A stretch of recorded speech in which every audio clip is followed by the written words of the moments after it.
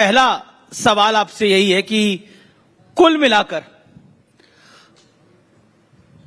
देश में नरेंद्र मोदी की सरकार तीसरी बार वापस लौट के आई है, लेकिन इस बार नंबर थोड़ा कम आया तो लगा कि ये सरकार थोड़ी हिचकोले खा के चलेगी, लेकिन 1.5 साल से ये गाड़ी सरपट दौड़ रही है। क्यों? पिछले 50-60 साल में जो परिस्थितियां रही उसकी तुलना में इस 11 साल में देश की प्रगति और विकास सभी क्षेत्रों में जिस प्रकार से हो रहा है, उसके कारण पॉजिटिविटी और कॉन्फिडेंस लगातार बढ़ रहा है और लोगों का विश्वास भी बढ़ रहा है।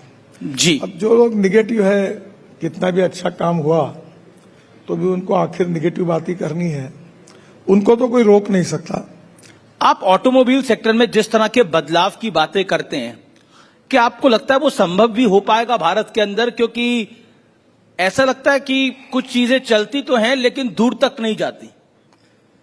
देखिए, पहली बात तो ऐसी है कि इसी होटल में आज से 6-7 साल पहले जी, एक चैनल के प्रोग्राम में मुझे एक पत्रकार ने पूछा था कि इलेक्ट्रिक कार अगर आप बोल रहे आएगी और रास्ते में अगर बंद पड़ेगी तो धक्का मारने के लिए आप आओगे क्या?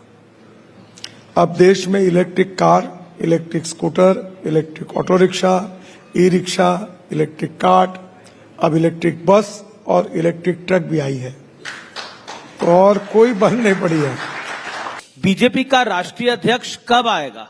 ये बहुत बड़ा सवाल है देश का। मैं बीजेपी के पूर्व राष्ट्रीय अध्यक्ष से यह सवाल पूछ रहा हूं।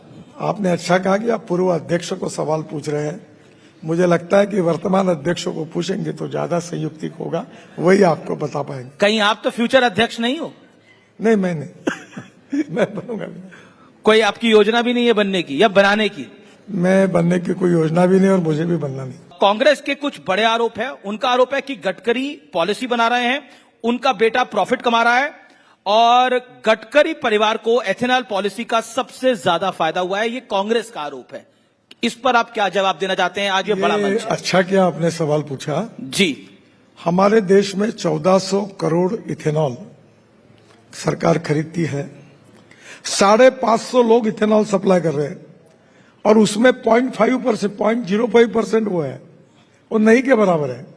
और इसलिए मैं इथेनॉल की बात करता हूं, हाइड्रोजन की बात करता हूं, इलेक्ट्रिक की बात करता हूं, मैं मक्के के किसानों की बात करता हूं, मैं इलेक्ट्रिक की बात करते हुए हाइड्रोजन की गाड़ी में आया हूं। तो ये अल्टरनेटिव फ्यूल और बायोफ्यूल का प्रचार करता हूं, तो सब क्या मैं तैयार करता हूं क्या? एक और सब मेरे घर में तैयार होता है क्या? क्या इन लोगों के पैसे नहीं बचने चाहिए? क्या देश का इंपोर्ट नहीं बचना चाहिए? क्या दिल्ली प्रदूषण से मुक्त नहीं होनी चाहिए? क्या किसानों को अच्छे भाव नहीं मिलने चाहिए? आखिर ये सब बात किसी व्यक्ति के इंटरेस्ट में थोड़ी। और कल अगर इलेक्ट्रिक कार आई, कल अगर इथेनॉल के फ्लेक्स इंजन की कार आएगी तो राहुल गांधी उसमें घूमेंगे तो उनकी भी बचत होगी, वो नहीं होनी चाहिए। जिक्र आया राहुल गांधी का, तो ये वोट चोरी का मुद्दा उठा रहे हैं। आप महाराष्ट्र से आते हैं, वो कहते हैं महाराष्ट्र में वोट चोरी हो गई, नेशनल इलेक्शन में वोट चोरी हो गई, बीजेपी वोट चोरी करके तीसरी बार सरकार बना रही है। क्या कहना चाहते हैं? देखो, चुनाव में हार जीत होती है। जी, हम भी अनेक बार चुनाव हारे हैं, कांग्रेस भी जीती है। और जब चुनाव हारते हैं तो आरोप प्रत्यारोप होते हैं। वो कह रहे वो प्रूफ दे, और मुझे लगता है कि तकरार करें, कोर्ट में जा सकते हैं, चुनाव आयोग के पास जा सकते हैं, उनको अधिकार है।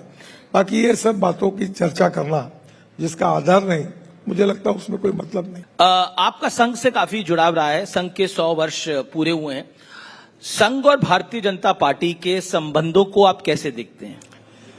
देखिए, संघ ये एक गैर राजनीतिक संगठन है और राष्ट्र सर्वोपरि मानकर जी, समर्पित भाव से संघ के स्वयंसेवकों ने, प्रचारकों ने अनेक 100 साल में देश के लिए त्याग, तपस्या, बलिदान किया। तो बाला साहेब देवरत जो हमारे सरसंघ चालक थे, उन्होंने कहा था कि संघ एक पावर स्टेशन है, यहां से बिजली तैयार होती है। जी, तो कई लाइट लगता है, कोई कुएं पे पंप चलता है तो पानी मिलता है, कई फैक्ट्री चलती है। तो संघ एक विचारधारा है सामाजिक आर्थिक परिवर्तन की, राष्ट्र के पुनर्निर्माण की। अब रैपिड फायर राउंड की बारी है और मैं जल्दी जल्दी आपसे सवाल पूछूंगा। सबसे बेहतरीन प्रधानमंत्री कौन है, अटल बिहारी वाजपेयी या नरेंद्र मोदी? दोनों भी अच्छे हैं। एक को चूज करना पड़े तो? नहीं, दोनों भी अच्छे हैं। दोनों ही अच्छे हैं।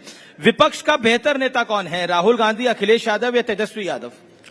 देखिए, ये तो विपक्ष में जो बैठे वो लोग तय करें, मैं क्यों तय करूं। नितिन गडकरी आने वाले 10 साल में अपने आप को कहां देखते हैं?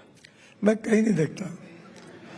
2 4 रहे न रहे तेरा वैभव अमर रहे माँ। एक एक करके तस्वीरें आएंगी, मुझे भी नहीं पता कौन कौन सी तस्वीरें सिलेक्ट करी है हमारी टीम ने। पहली तस्वीर दिखाई जाए, राहुल गांधी हैं हवाई जहाज के साथ। क्या कहना चाहते हैं आप? कुछ नहीं, हवाई जहाज में बैठकर घूमना चाहते होंगे। जी जी जी, अब पब्लिक भी कुछ बोल रही है, लेकिन अगली तस्वीर देखते हैं कौन सी आ रही है। आइए दिखाते हैं अगली तस्वीर। देवेंद्र फडणवीस, एकनाथ शिंदे, उद्धव ठाकरे। क्या बोला? बेहतर मुख्यमंत्री कौन? मेरे हिसाब से देवेंद्र फडणवीस ही अच्छे। देवेंद्र फडणवीस शिंदे से भी बेहतर है?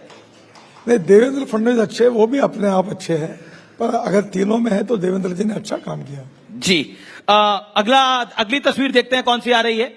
आपकी तस्वीर है संघ की शाखा में। क्या कहना चाहते हैं?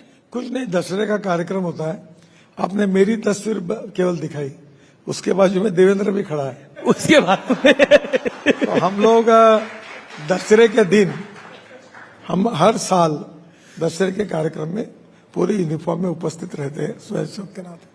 जी, गडकरी जी, आपने न्यूज 18 को आपने समय दिया, आप इस मंच पर आए चौपाल के, और बेबाकी से आपने सभी सवालों का जवाब दिया, इसके लिए बहुत बहुत धन्यवाद। और मेरा आपको कॉम्प्लीमेंट, आपने काफी वेट रिड्यूस किया है और आप इंस्पिरेशन है देश के कई लोगों के लिए। Thank you so much sir.